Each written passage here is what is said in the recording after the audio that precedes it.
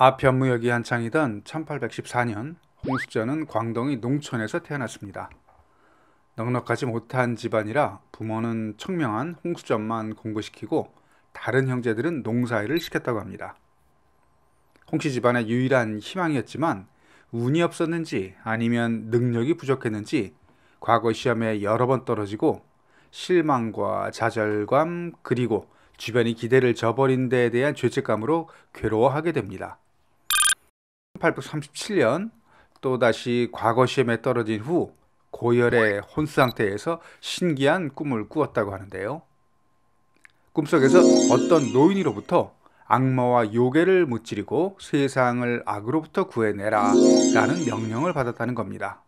내용이 몇 년 전 서양 선교사한테 받았던 권세양언이라는 기독교 포교책 내용과 똑같아서 꿈속의 노인을 여호와라고 믿게 되었다고 합니다. 이 꿈으로 홍수전은 자신이 여호와의 둘째 아들이면서 예수의 동생이고 인류를 구원하기 위해 예수의 뒤를 이은 제2의 메시아라는 교리를 세우게 됩니다. 홍수전은 배상제회라는 종교단체를 만들었습니다. 중국어로 쌍디는 하나님을 뜻하는 말인데 이걸 풀어보면 하나님에게 기도하는 단체로 번역되겠네요. 당시 청나라에서는 기독교 포교가 금지되었는데도 1년 만에 2천여 명의 신도를 모았습니다. 신도들은 주로 농민들과 사회 빈민층이 대부분이었습니다.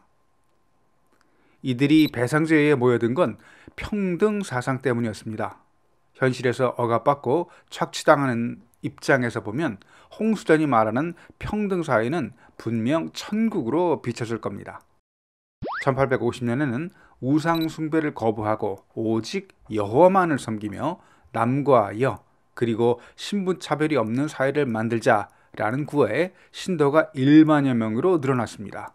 그리고 중요한 게 청나라 지배에 반대한다는 의미로 이전 만주족이 강요했던 변발을 버리고 머리를 길렀습니다. 1851년 배상제회의 리더들은 광수성의 금전에서 태평천국을 건국했습니다. 나라 이름에서 보듯 이들의 목표는 평등한 지상낙원을 세우자는 것이었습니다. 태평천국군은 청나라와 군대와 싸우면서 북진, 자신들의 협력하는 자들을 적극 받아들이면서 세력을 확대해 나갔습니다. 1853년 초에는 무창을 함락했을 때 신도수가 50만 명에 육박했고 1853년 3월 난징을 정복하고 천경이라는 이름으로 개명한 후에 태평천국의 수도로 삼았습니다.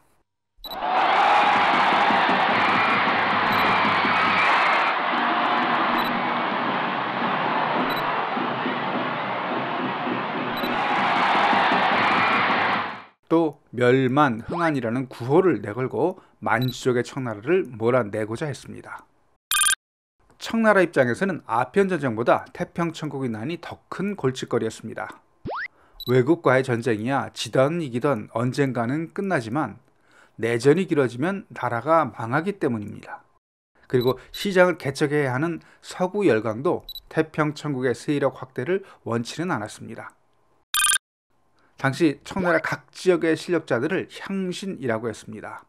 향신들은 사병을 빌려서 태평천국군에 대항했는데 그중 가장 강력한 사람은 호남성의 중국번이었습니다. 실제로 청나라 정부군보다 중국번의 군대가 태평천국의 세력 확대를 막는데 더 큰 역할을 했습니다.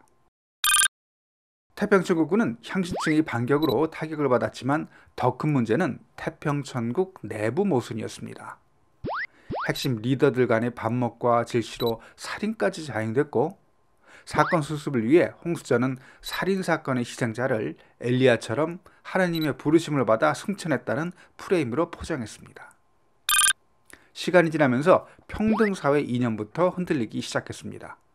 군기는 문란해지고 태평천국의 관리들은 토착 실력가들과 야합하면서 사욕을 채우기에 급급했고 엄격한 규율, 금욕주의, 사유재산 금지의 원칙도 하나둘 허물어져 갔습니다. 마침내 1864년 7월 증국번이 지휘하는 상군이 난징을 함락시키면서 난은 평정되었습니다. 홍수전이 약을 먹고 자살했다는 설도 있고 병에 걸려 죽었다기도 하는데 정확한 기록은 남아있지 않습니다. 영국이나 프랑스 등 서구 열강은 태평천국이 기독교 국가를 표방했기에 자신들에게 유리할 것이라고 판단해서 관망하는 태도를 취했지만, 이들이 한족 중심의 민족주의적인 모습을 드러내자 청나라와 연합해 싸웠습니다. 내분에도 불구하고 태평천국군은 끝까지 대항했습니다. 청나라는 이들이 항복해 오더라도 용서 없이 모두 처형했습니다. 이런 처리 방식 때문에 전쟁이 계속된다는 걸 알았지만 청나라는 한족과 만주족 간의 싸움으로 판단 끝까지 강경 대응했습니다. 이런 민족 간 싸움으로 번진 태평천국의 난으로 최소 2천만 명 이상 사망된 것으로 추정됩니다. 태평천국의 난으로 청나라의 위상은 크게 떨어졌고 청나라 내부 지도체계 분열도 시작되었습니다. 사유재산 반대, 토지의 공동소유 등 공산주의적 가치를 지향한 태평천국. 이들의 반봉건주의 정신을 평가해서 중국에서는 태평천국의 난이 아닌 태평천국 운동이라고 합니다.